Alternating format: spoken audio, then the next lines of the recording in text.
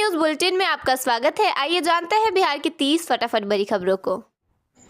बिहार में घरों की छत पर सोलर पैनल लगवाना अब पहले से सस्ता हो सकता है। पीएम सूर्य घर योजना के तहत केंद्र की 78,000 रुपए और राज्य की 20,000 रुपए की सब्सिडी मिलाकर 3 किलोवाट सोलर पर अधिकतम 98,000 रुपए की मदद मिलेगी। इससे 2.10 लाख का खर्च घटकर करीब 1.12 लाख रुपए रह गया है।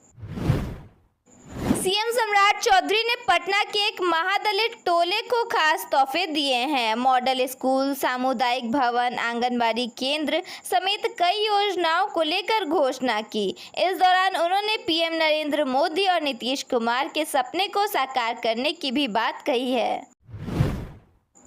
जमीन की रजिस्ट्री कराने के बाद अगर कागजी दस्तावेज के लिए रजिस्ट्री ऑफिस के चक्कर काटने पड़ते हैं तो 17 अगस्त से तस्वीर बदल सकती है। बिहार में अब जमीन की रजिस्ट्री को कागजों से निकालकर सीधे मोबाइल तक पहुंचाने की तैयारी है। बिहार के करीब 90 निबंधन कार्यालयों में पेपरलेस रजिस्ट्री व्यवस्था लागू होने जा रही है। बिहार के रेल यात्रियों के लिए जरूरी खबर है। पटना से पूर्णिया के बीच सफर करने के लिए उन्हें नया ऑप्शन मिलने वाला है। पाटलिपुत्र से पूर्णिया के बीच स्पेशल ट्रेन चलाई जाएगी।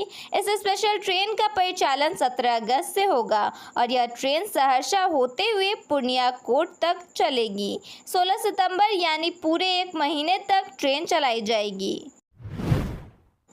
नियंत्रक एवं महालेखा परीक्षा की एक रिपोर्ट में कई रेलवे स्टेशनों पर पीने के पानी के नमूनों में ई कोलाई बैक्टीरिया पाए जाने की बात सामने आई है। रिपोर्ट के मुताबिक रेलवे स्टेशनों पर लगे वाटर कूलरों से लिए गए पानी के नमूने जांच में दूषित पाए गए हैं। कैग ने रेलवे स्टेशनों के वॉशरूम में भी अस्वस्थ स्थिति पाए जाने की बात कही है। रिपोर्ट में कहा गया कि यह स्थिति रेलवे बोर्ड के तय मानकों के उल्लंघन से जुड़ी हुई है।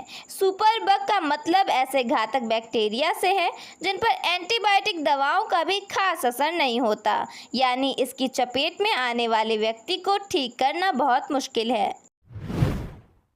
बांकीपुर उपचुनाव के बाद भाजपा सांसद मनोज तिवारी और प्रशांत किशोर के बीच जुबानी जंग तेज हो गई है।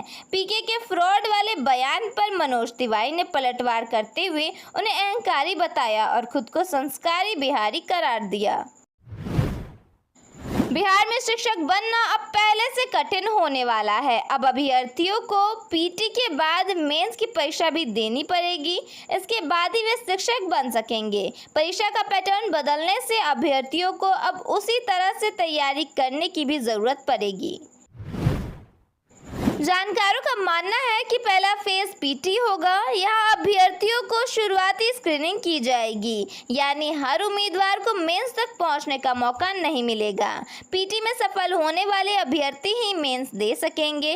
इसके बाद मेंस की परीक्षा में सिर्फ यह देखना पर्याप्त नहीं होगा कि अभ्यर्थियों ने कितने सवाल सही किए हैं, बल्कि विषय की समझ, अवधारणाओं पर पकड़ और तैयारी की गहराई को ज्यादा गंभीरता से परखा जा सकेगा।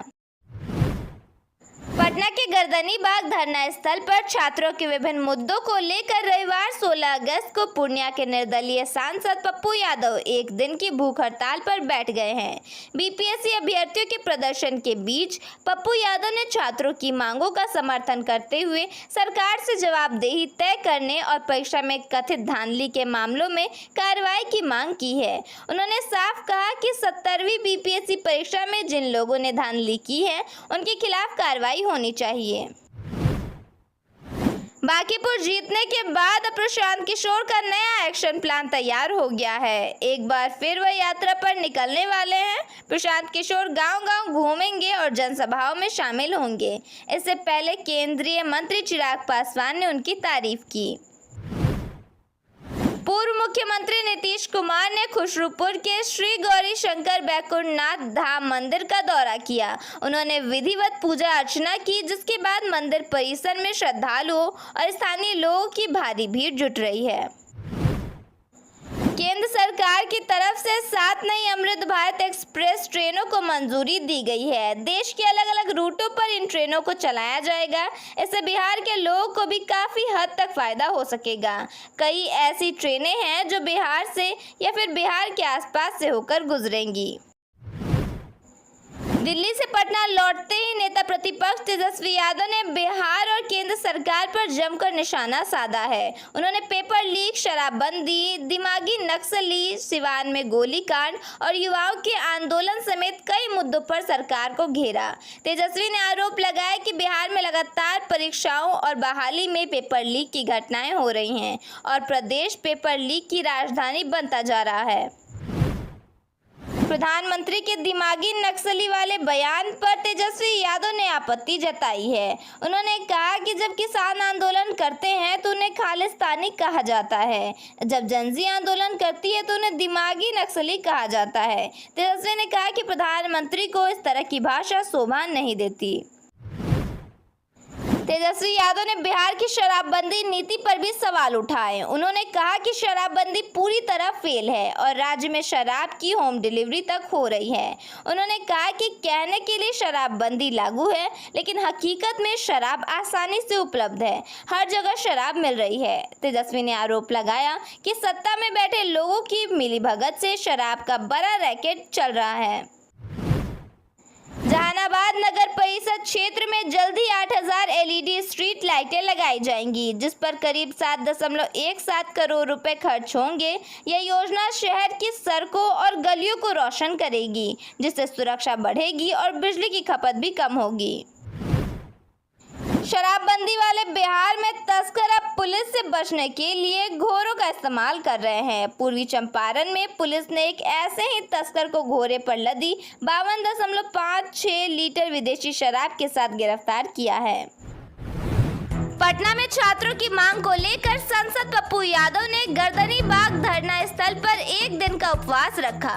इस दौरान वह गमछे से अपना गला घोटने लगे। उन्होंने कहा कि अगर छात्रों की मांग नहीं मानी गई तो उनके पास यही रास्ता बचा है। किन्नर बोर्ड के उपाध्यक्ष डॉक्टर राजन सिंह ने प्रधानमंत्री नरेंद्र मोदी की तुलना भगवान श्री राम से की है। उन्होंने कहा कि प्रधानमंत्री नरेंद्र मोदी भगवान श्री राम के समान हैं। डॉक्टर राजन सिंह ने बताया कि पटना में 112 करोड़ रुपए की लागत से 5 एकड़ जमीन में मंदिर बनवाया जाएगा। पटना में 7 साल के छात्र आयुष की संदिग्ध परिस्थितियों में मौत हो गई। बताया गया कि आयुष फोन पर किससे बात कर रहा था और एक आरोपी ने AI की मदद से आयुष की न्यूड फोटो बनाई थी। आयुष के पिता ने उसकी हत्या की आशंका जताई है।